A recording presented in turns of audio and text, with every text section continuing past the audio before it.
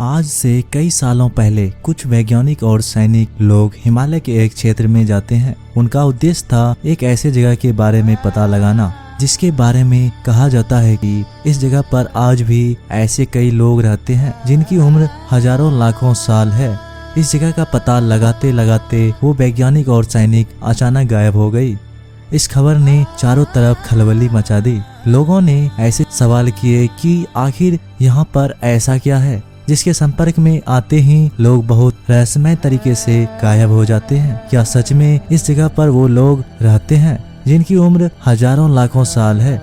आखिर ये जगह खुली आंखों से क्यों नहीं दिखती है? ये जगह कहाँ है और यहाँ कैसे जाया जा सकता है? इन सारी रहस्यों को जानने के लिए इस वीडियो को बड़े ही ध्यान से और अंत तक जरूर देखिएगा। नमस्कार दोस्तों, आप देख रहे हैं मंदिर इंडिया यूट्यूब चैनल। अगर वीडियो पसंद आए तो लाइक, शेयर और चैनल को सब्सक्राइब करके बेल आइकन को प्रेस करना मत भूलिएगा और एक बार सच्चे दिल से कमेंट बॉक्स में जरूर लिखिएगा, हर हर महादेव।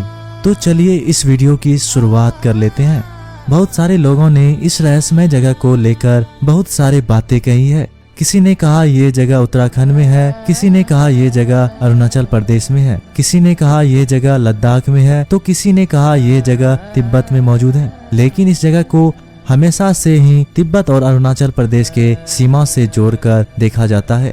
इस जगह को कई नामों से जाना जाता है, जैसे कि ज्ञानगंज, समिरला घाटी या संवाला। तंत्र मंत्र के जाने माने साधुओं ने अपनी किताबों में इसका जिक्र किया है, जिसमें सबसे प्रमुख है डॉक्टर गोविंद नाथ कविराज जी। उन्होंने अपनी किताब में इस जगह का जिक्र किया है। तिब्बती साधक भी इस जगह के बारे में कहते हैं कि इस घाटी को बरमुंडा ट्रैक के तरह ही दुनिया की सबसे रहस्यपूर्ण जगह मानी जाती है।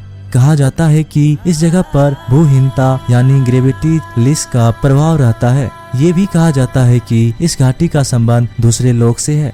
जाने माने तंत्र साहित्य लेखक विद्वान अरुण कुमार शर्मा ने भी अपनी किताब तिब्बत घाटी में इस जगह का विस्तार से जिक्र किया है। उन्होंने कहा कि उनकी दुनिया में कुछ ऐसी जगह है जो भूहीनता और वायु शून्यता वाली है। ये जगह है वायुमंडल के चौथे आयन से प्रवाहित होती है। माना जाता है कि इस जगह पर जाकर वस्तु या व्यक्ति का अस्तित्व दुनिया से गायब हो जाता है। कहा जाता है कि चीन की सेना ने कई बार इस जगह को तलाशने की कोशिश भी की, लेकिन उनको कुछ भी नहीं मिला। तिब्बती विद्वान युत्सुंग के अनुसार इस घाटी का संबंध अंतरिक्ष के किसी लोक से है। तिब्बती भाषा की किताब काल विज्ञान में इस घाटी का जिक्र मिलता है, जिसमें लिखा है दुनिया की हर चीज देश, दुनिया, काल और नियमित से बंधी है, लेकिन इस घाटी में कल यानी समय का असर नहीं होता।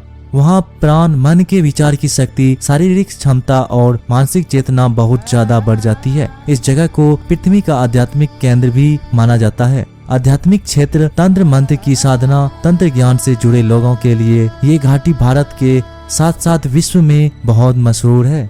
युत्सुंग खुद को वहां जाने का दावा करते हैं। वे कहते हैं वहां ना तो सूर्य का प्रकाश था और ना ही चांद की चांदनी। वातावरण में चारों तरफ दुधिया प्रकाश फैला हुआ था और साथ ही एक विचित्र सी खामोशी थी। वही दूसरी तरफ दूर फैली हुई सामग्रीला का शमशान घाटी है।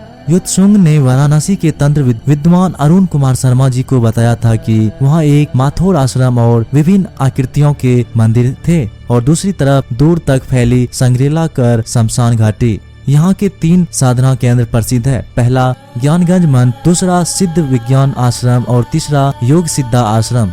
सिद्धा आश्रम का वर्णन महाभारत, वाल्मीकि रामायण और वेदों में भी है। सिद्धा आश्रम की जिक्र काल विज्ञान पुस्तक अंग्रेजी लेखक जेसन होल्टन ने अपनी किताब लॉस्ट होरिजन में भी किया है। जेसन होल्टन ने अपनी पुस्तक लॉस्ट होरिजन में इस रहस्यमय घाटी के बारे में कहा कि वहाँ लोग सैकड़ों वर्ष तक जीवित रहते हैं। उनकी पुस्तक को पढ़कर कई देशी विदेशी खोजकारियों ने सिंगमरीला घाटी आकार इसका पता लगाने की बहुत कोशिश की, लेकिन वो सफल नहीं हो पाया। कुछ तो हमेशा के लिए गायब हो गए। माना जाता है कि चीन की सेना एक लामा का पीछा करते हुए इस घाटी तक आई, लेकिन सिंगमरीला का पता नहीं चल पाया। ज्ञानगंज के बारे में जब दलाई लामा से पूछा गया तो उन्होंने बताया कि ये भौतिक स्थान नहीं है जिसे कि हम पा सकते हैं। ये स्वर्ग भी नहीं है, बल्कि मानव क्षेत्र में एक शुद्ध भूमि है। इस भूमि पर जाने का एकमात्र तरीका कर्म कनेक्शन है। अगर आपके कर्म अच्छे हैं और मन में प्रार्थना और ध्यान है तो आप इसके माध्यम से इस लोक में पहुंच सकते हैं, जहां तक कहा जाता है कि यहाँ कोई नहीं मरता,